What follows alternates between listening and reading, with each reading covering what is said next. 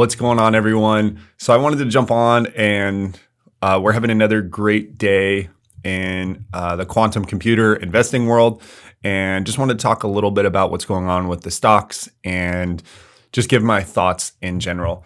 I don't know if any of you all have read this book. It's called The Quantum Supremacy by Michio Kaku.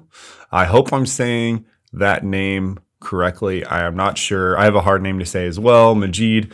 But this book is about how the quantum computer revolution will change everything. So I watched a couple of Michio's videos on YouTube and his keynotes and interviews, and he just has a way of communicating these complicated concepts in a way that's accessible to everyone. So I have personally been working super hard on a project that I think is going to be a really awesome thing for quantum computers, quantum investors, just people that are interested in learning more about what a quantum computer is, dreaming about the possibilities, whatever that may be. So that I hate to be that guy that's like, oh, it's coming tomorrow, and then I don't bring it to you tomorrow, but I really want it to be a quality final product before I ship that all. But I'm thinking this weekend it's just about time for prime time. So more soon on that. So let's jump in to what the stocks are doing today. Okay, let's talk Rigetti. So Rigetti is, if we draw a line, we're going to grab a line and we're going to go from open to where we are currently. We've got a nice little uptrend. We've actually touched 16 today. And if we look at the bigger picture, if we go back all the way to the quantum crash, we're kind of in a nice recovery from 6 all the way back up to 14. And this is also something to note on this chart is lots and lots of green volume. So lots of money coming back into Rigetti. This is a stock with a lot of volume, a stock with a lot of open interest. And I drew this line quite a while ago, but this seemed to be where Rigetti wants to kind of be. So I think it's possible that it reaches this price point, this price level. Does it go past that? We'll see. If these quantum computer news and headlines keep coming in at the pace they have been coming in, these stocks and these companies that are adjacent to this field just get more valuable. That's just the way the world works. And so what we're seeing today is just another solid day across the board for quantum computer stocks. We've got 11% for Rigetti at the time of this recording, 4% for IonQ. Nice big volume candle at market open, a little bit of sell-off today. And QBTS is really interesting to me. Okay, so remember when we had the quantum crash, it was Alan, the CEO of this company, that came out the next day and said, we have quantum computers today. They're commercial today. When Jensen was saying they're 15, 20, 30 years away, Alan came and said, you're dead wrong. And I'll have a chat with you anytime if you'd like to be more informed on that. So pre-crash, they were at a $10 price point. And it looks like they've kind of churned. And now we're seeing a lot more interest in quantum as a theme. And I think you're going to see investors gravitate towards quantum more.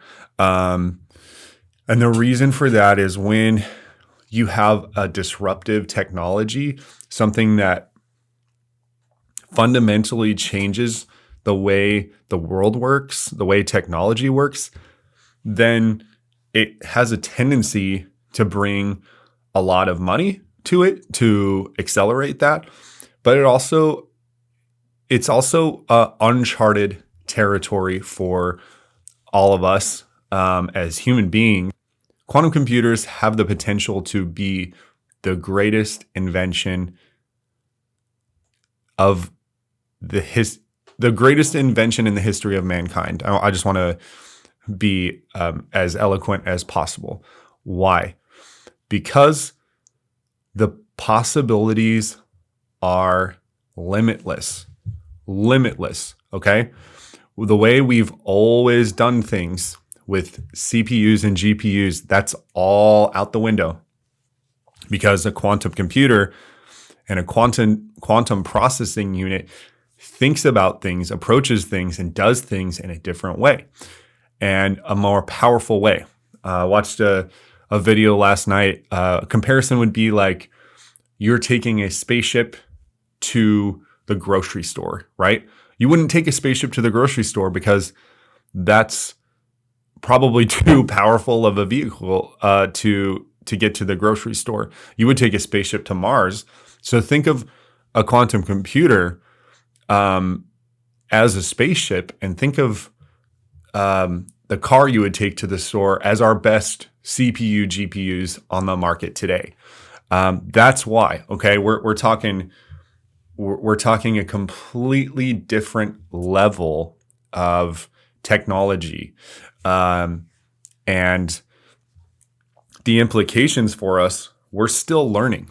Okay, what's happening right now in the economy and our country and the world at large is there's this big shift towards AI. So we have better large language models. We have better applications for AI, and that it continues to accelerate and grow and improve. AI companies, it was just announced 2 days ago that there was going to be $500 billion of spending, with some of that money going towards AI efforts. So what does that mean for quantum computers? I think people often overlook that AI, the maturity of the CPU, the maturity of the GPU, and now AI, rapid acceleration, all of these things will push quantum computers to be better, faster. Okay?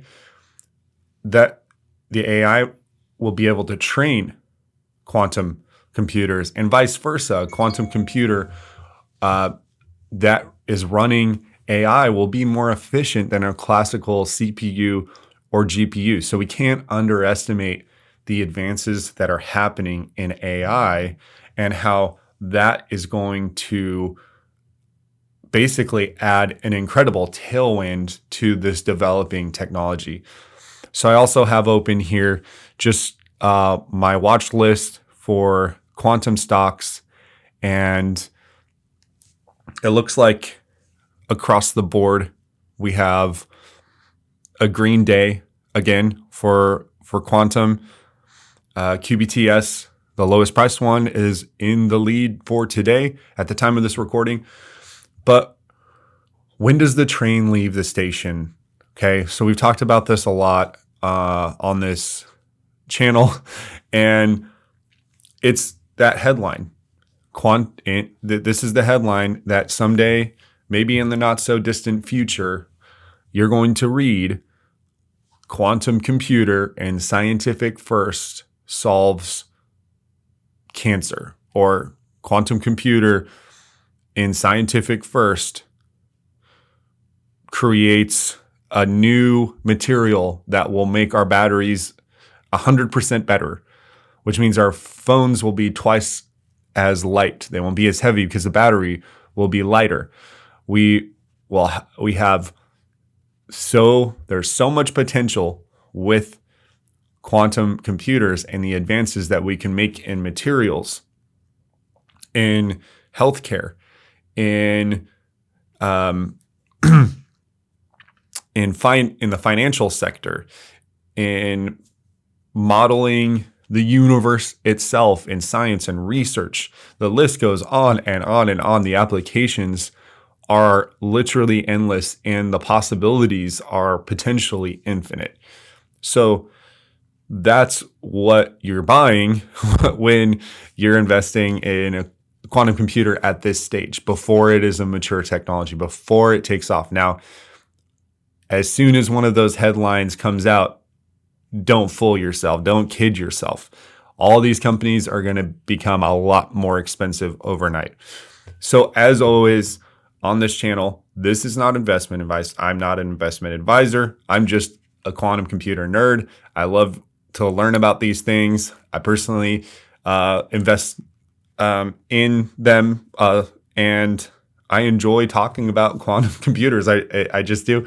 But you need to make your own decisions, do your own due diligence, and I hope everyone enjoys seeing the narrative kind of shift. And I know I have personally enjoyed it. The reason I started this channel was because I felt like there was a huge imbalance in the media coverage. I saw 5,000, 7,000 articles about Jensen saying quantum computers are 15 to 30 years away. And then I saw barely any coverage of the CES panel the following day, where you had IBM, Microsoft, IonQ, Quantinuum saying, oh no, it's here now. Where was the coverage for that? Well, here I am. And I know other people on YouTube are doing an excellent job as well covering it. But we need more. And I'm working on a really cool project that I think is going to fill that gap. So anyway, I hope you all have a good day, and we'll talk to you soon. All right, that is a wrap for this video. If you've made it this far, you are probably just as interested in quantum computing as I am. Please consider leaving a like and subscribe if you haven't already, and we will see you all next time.